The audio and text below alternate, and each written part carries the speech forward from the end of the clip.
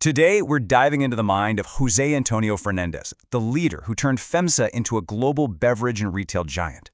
We're going to distill decades of his wisdom down to the core principles that you can actually use. And it all starts with a statement that basically flies in the face of modern business.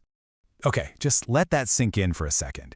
The CEO of a massive public company says he never, ever worries about next quarter's numbers. In a world that is completely obsessed with quarterly earnings calls and short-term gains, this is just wild. But it's not just a bold statement. It's the key that unlocks his entire philosophy, a philosophy he learned way before he ever got the top job. So to really get where he's coming from, we have to go back to the beginning. His most important business lesson didn't come from some fancy MBA class or a multinational corporation. Nope, it came from a small machine tool company where he worked with his father-in-law, figuring out production schedules. Now, on paper, this little company was doing great. I mean, they sold every single thing they made. So what could possibly be the problem, right?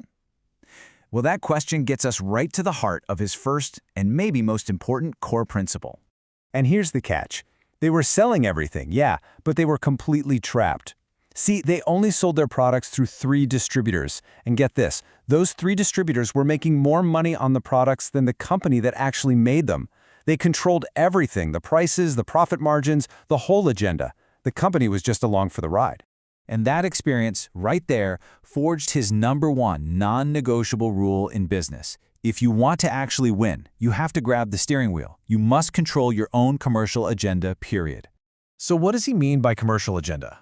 It's basically the keys to the kingdom. It's having the power to decide your own prices, to protect your own profits, to manage your own stock, and, this is the big one, to have a direct relationship with your actual customer. Fernandez is super clear on this. This is where the real money is made. I mean, just look at the difference here. It's night and day. On one side, you're a puppet. On the other, you're the one pulling the strings. This idea is so fundamental to FEMSA that they've refused to let huge companies like Coca-Cola or Walmart handle their distribution. The second you give that away, you've already lost. And Fernandez does not mince words on this. For a company like his, a consumer products company, giving up control isn't just a bad strategic move, it's a death sentence. It's game over. Okay, so if you control your own destiny as a company, how do you manage the people inside it? This takes us to his second core principle, and this one is all about internal leadership. And honestly, for most leaders, this is the hardest thing in the world to do. Check out this process. A leader's job isn't to be a dictator. It's to be a guide. You advise them. You ask really smart questions. You suggest a few different paths. You might even, hint at the one you think is best. But, and this is the absolute key, at the end of the day, you have to back off and let them make the final decision. And why is that so critical? 2 words, true accountability. See, if your team member makes the call, they own the result, good or bad. But the moment you force your will on them, you're the one who's responsible. You basically become a human shield for them, and they never learn how to actually lead. All right, so these principles are great, but how do they actually hold up when you start to scale? Let's look at how FEMSA put all this into practice when they grew from a Mexican company into a Latin American powerhouse, especially when they went into some really, really tough markets. Their first huge international test was Argentina. Now, Argentina at the time was known for being an incredibly difficult place to do business, with some seriously powerful labor unions. The stakes were huge. If they can make it there, they could pretty much make it anywhere. So how did they fix a broken business in a tough country? Not with spreadsheets. They did it with people. The manager they sent down wasn't some tough-as-nails operator. He was an expert in human resources. He made a point to meet every single employee. He held the first company Christmas dinner in 60 years. He found an employee who'd been there 30 years and had never been recognized, and he honored him in public. He listened. The workers said they wanted a TV to watch soccer after their shifts, so he bought them a big TV. So what was the result of all this? It was absolutely staggering. When FEMSA first got there were 700 lawsuits pending against the company from its own workers. 700!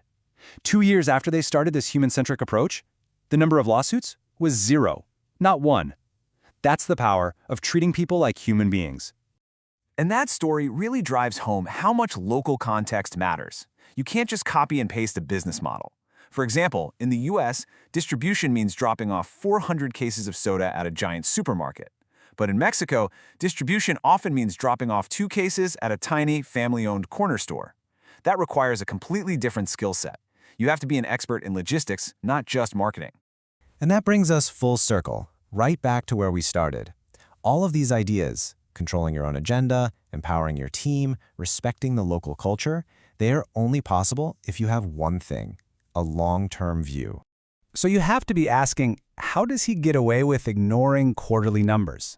Well, it's because FEMSA, even though it's a public company, has a strong core of founding families who are major shareholders. Their goal isn't a quick payday. They're trying to build a company that will last for generations.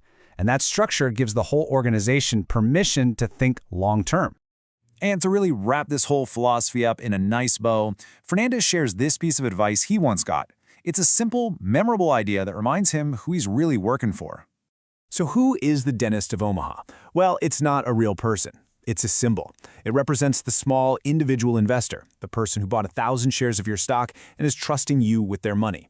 Fernandez believes that every single decision you make has to be for the benefit of that person, just as much as it is for the biggest shareholder.